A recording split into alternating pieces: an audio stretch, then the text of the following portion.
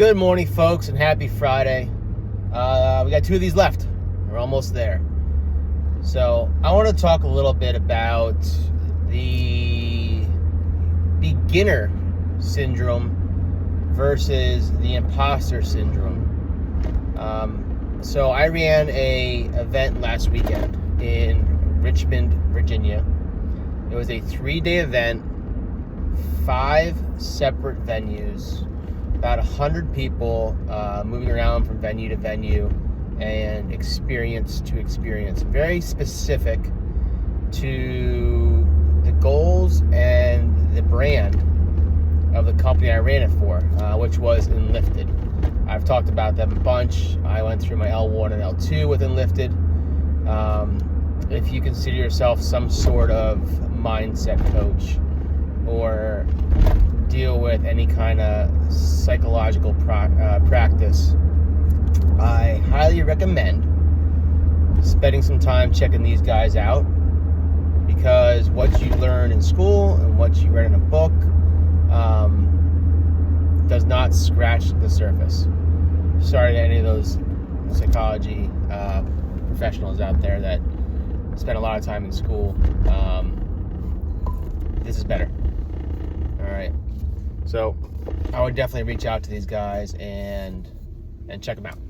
So back to why I want to talk about beginner syndrome versus imposter syndrome. So beginner syndrome, a lot of people think they have this imposter syndrome going into something because they don't have the confidence or they're scared to try something new. They don't think they're good enough.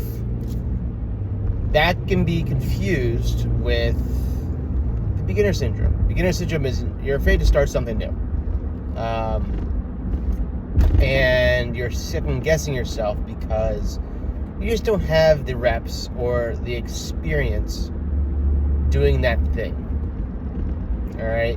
It's always hard to start something new. It's not imposter syndrome. You're just second guessing yourself because of the fear of failure and the fear of starting something new.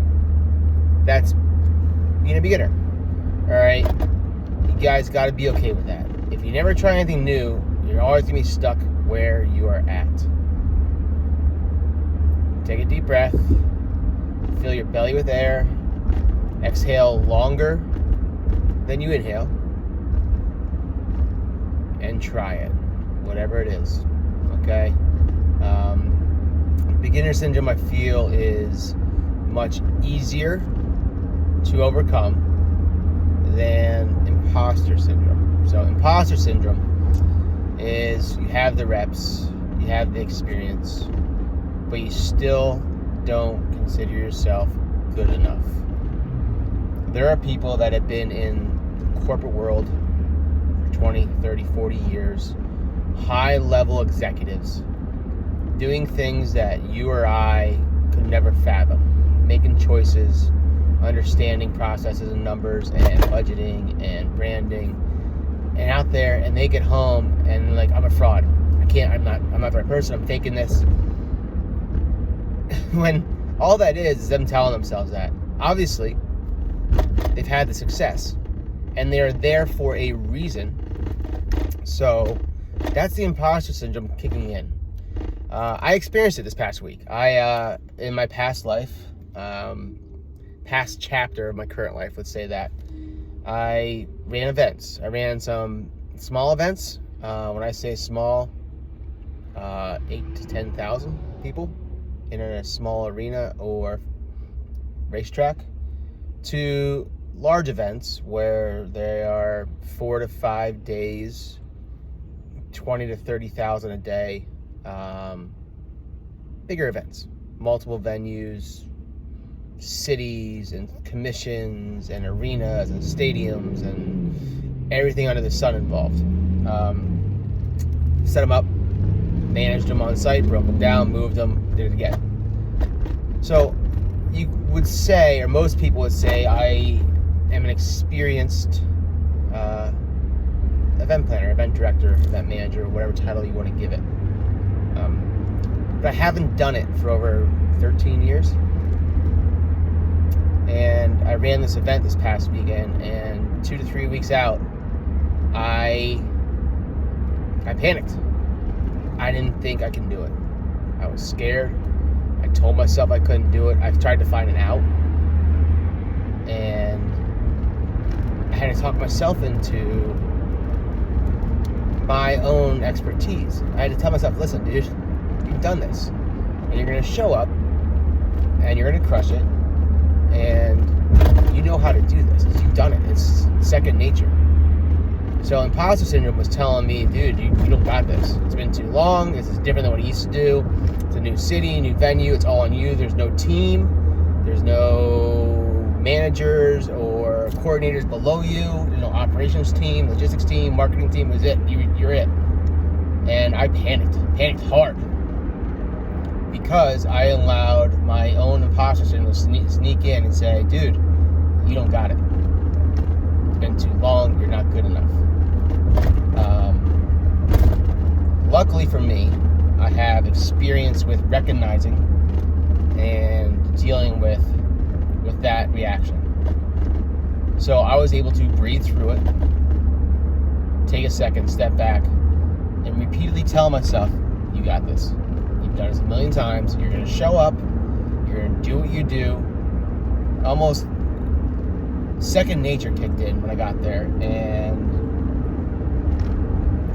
the old event Rob showed up and absolutely destroyed this event, crushed it, to the point where 2 weeks prior, the company said, we're not doing this again, to the third day of the event, to the public, on stage, the owner of the company says, next year we'll be back.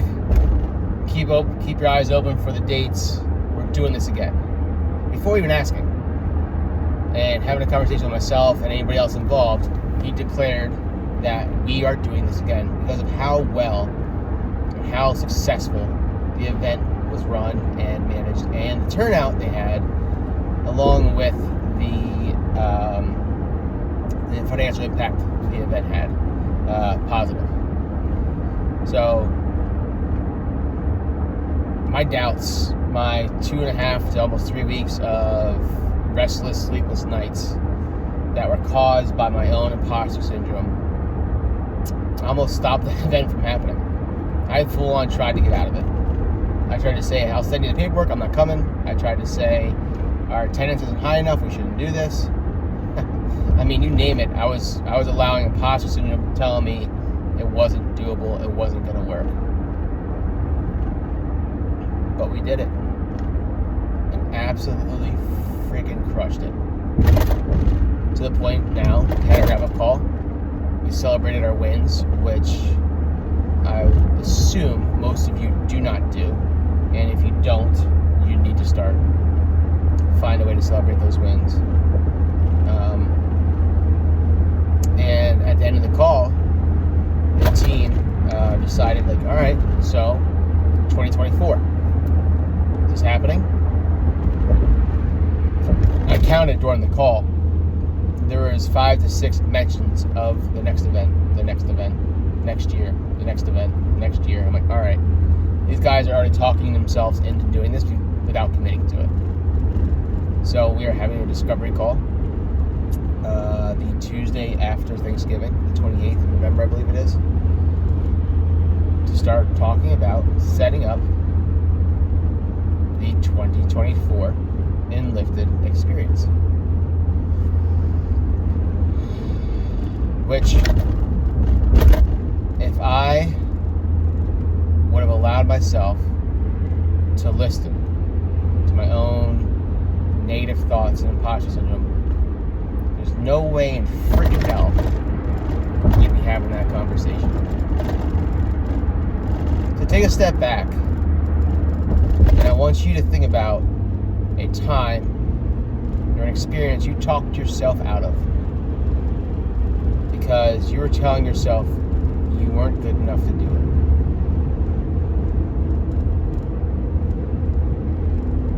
You're not ready to compete.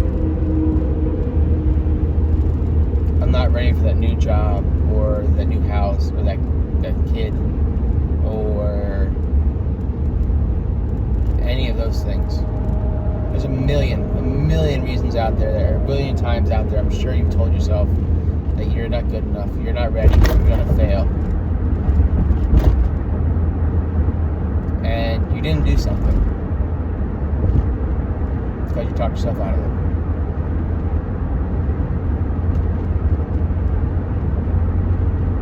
You can't change that. You can't go back and adapt or change what you've done. You can move forward and change your future. Don't let the imposter syndrome, that voice in your head that tells you that you can't do it, hold you back anymore. It's your choice. It's up to you. No one else. You walk into my gym, there's a big sign that says, it starts with you. That's it. That's how easy it is, folks. It's not the people around you. It's not your support system. It's not your friends or family. It's you. It is 100% on you to make the choices to move yourself forward. Stop that voice that's telling you you're not good enough. Take responsibility. Squash your imposter syndrome. Let's move our lives forward. Alright, folks, have a great weekend. Happy Friday. Enjoy this beautiful day. And one more of these.